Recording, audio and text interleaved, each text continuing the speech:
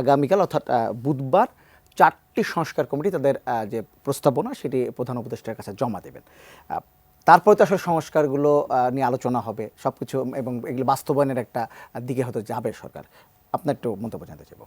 না, সংস্কার কমিটি করেছে, সংস্কার কমিটি তাদের রিপোর্ট জমা দেবে। বাস্তবায়নের দায়িত্ব তো তার সরকারের না, বাস্তবায়নের দায়িত্ব হলো রাজনৈতিক সরকারের।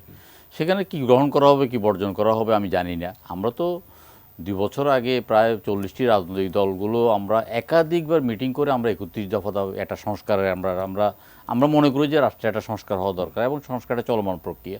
তবে মানে বর্তমান যেই যারা সংস্কার নিয়ে চিন্তা করছেন বা আমরা যেটা ছিটাপোটা জানতে পারছি, তাতে করে আমাদের খুব আহ্লাদিত হওয়ার কোনো বিষয় না আর কি। আর সংস্কার যে আপনি বলছেন যে সংস্কার প্রস্তাব পাওয়ার পরে সংস্কার বাস্তবায়ন, এখানে তো আমি বললাম যে গত 5 মাসে তো তারা কোনো সংস্কার করতে পারে নাই। আমি আপনাকে একটা কথা বলি, টকশোতে যখন আসি খুব মনটা খারাপ করে আসি 15 বছর তো নিরস আন্দোলনের মধ্যে ছিলাম। এই জুলাই বিপ্লবের মধ্যে আমরা গোপন ডেরা থেকে বেরোতাম প্রত্যেক দিন জীবনটাকে হাতে রেখে। সেখানে যতটা না মিছিল মিটিং করতাম তার চাইতে পানি সাপোর্ট, বিস্কিট সাপোর্ট, অর্থ সাপোর্ট, এই সাপোর্টগুলো করার চেষ্টা করতাম। 5 তারিখেও আমরা কারফিউ যখন ভেঙে যখন ঘর থেকে বেরোলাম, আপনার মানুষের শেখ হাসিনা পালিয়ে যাওয়ার পরে মানুষের মনের মধ্যে যে প্রচণ্ড উচ্ছ্বাস, সেই উচ্ছ্বাসটা কিন্তু এখন ফিকে হয়ে আসছে। তার কারণে মানে কারণটা হলো যে কি আমি আপনাকে বলি, উপদেষ্টা মণ্ডলীর একটা বিরাট ব্যাপার। আমি স্ক্রলে যখন একজন উপদেষ্টার নাম দেখলাম, আমার কাছে মনে হলো যে লোকটা বেঁচে আছে না মরে আছে, একটু খোঁজখবর নিত। তো দেখলাম যে এই লোকটা বিগত 15 বছর যাবৎ উনি রমণীয়া নামে একটা বুটিক শপ চালাতেন। 4 বছর আগে উনি আমেরিকা চলে গেছেন মেয়েদের কাছে, ওনার নামটা স্ক্রলে পেলাম। তারপর দেখলাম যে 3-4 দিন পরে উনি শপথ করলো। তো এই লোক কি সংস্কার করবে? যে লোকের কোনো কন্ট্রিবিউশন নাই জাতির প্রতি, সেই লোকটার প্রতি আমি কীভাবে আস্থা রাখতে পারি সংস্কারের? আমি এনবিআর চেয়ারম্যানকে বললাম যে আপনি এক কাজ করেন, যে বিজনেস ক্লাসে যারা ভ্রমণ করে তাদেরকে অন্তত ট্যাক্স ফাইলটা আপনি একটু দেখেন। আপনি বিজনেস ফাইলে যে যারা ভ্রমণ করে বিজনেস ক্লাসে, মানে দ্বিগুণ তিনগুণ তাদের ট্যাক্সটা করেন। আমি আপনি জানেন কি না জানি না, আপনি অবশ্যই জানেন, সরি এটা কথা, আমি অতিথি নিয়ন্ত্রণ আইন নামে একটা আইন আছে। 100 জনের বেশি অতিথি হলে আপনাকে জনপ্রতি 50 টাকা বা 100 টাকা করে ট্যাক্স দিতে হবে। কোথাও এটার কোনো প্রয়োগ নাই।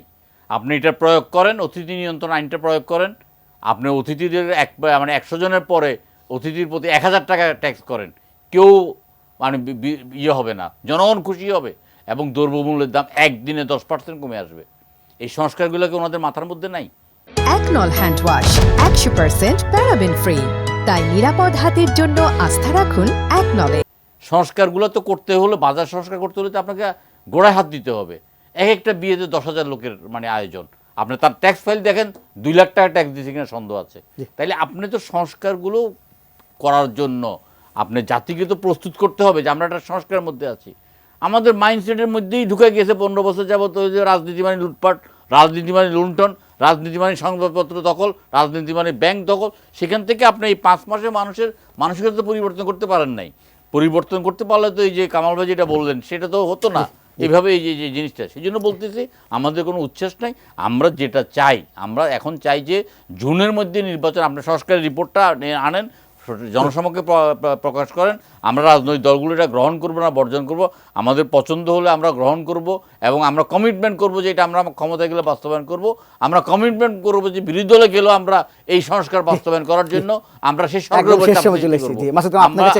আমরা ওই রকমই চাই এবং আমরা জুনের মধ্যে নির্বাচনটা চাই। এবং জুনের মধ্যে নির্বাচন না হলে দেশের মধ্যে একটা ভয়াবহ মানে দুর্যোগ নেমে আসবে। এখানে আপনার কাছে জানতে চাই, সংস্কার কমিটি সংস্কার রিপোর্টগুলো দিচ্ছে, এটি কি একটা সম্ভাবনা দেখছেন না আশঙ্কার জায়গায় দেখছেন? যে না, এটা অবশ্যই একটা সম্ভাবনা।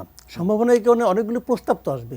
এই প্রস্তাবগুলো নিয়ে সরকার পলিটিক্যাল পার্টিগুলোর সঙ্গে বসবে, তারাও কিছু প্রস্তাবনা দেবে, দেওয়ার পর আলোচনা হবে, মানে কিছু ছাড় হবে, কিছু দেওয়া হবে, নিয়ে একটা কনক্রিট জায়গায় আমরা পৌঁছতে পারবো। এবং সেগুলো কিন্তু প্রস্তাবনা আকারে থাকে, মাথায় রাখতে হবে।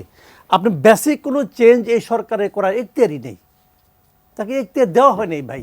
কাজে এই আলোচনাগুলি তারা প্রস্তাবনা আকারে রাখবে, পলিটিক্যাল পার্টিগুলির কাছ থেকে এক ধরনের কমিটমেন্ট চাইবে যে আপনারা যদি নির্বাচিত হন তাহলে আপনারা এগুলি করবেন। এইটুকুই সরকারের কাজ।